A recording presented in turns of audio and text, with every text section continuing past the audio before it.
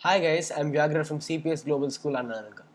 I have built a robot car using an Arduino Mega board, an L298N motor driver, a HC-05 Bluetooth module, two BO motors, and two BO motor wheels. Let's have a look at how this works. Once the Bluetooth module is paired to your phone, you can download an APK to use as your controller to communicate with the car. These signals are then transmitted to the AT-Mega2560 microcontroller using RX receiver and TX transmitter pins. When the forward command is received, both motor inputs are set to high, causing both wheels to rotate. Same works for all functions. While turning, the wheels rotate in opposite directions, causing the robot to turn. In the back are two drive wheels and in the front are two dummy wheels.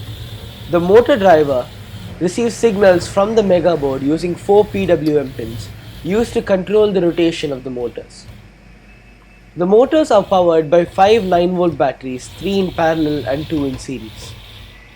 This provides a total output of approximately 18 volts with a current of 1500 milliamps.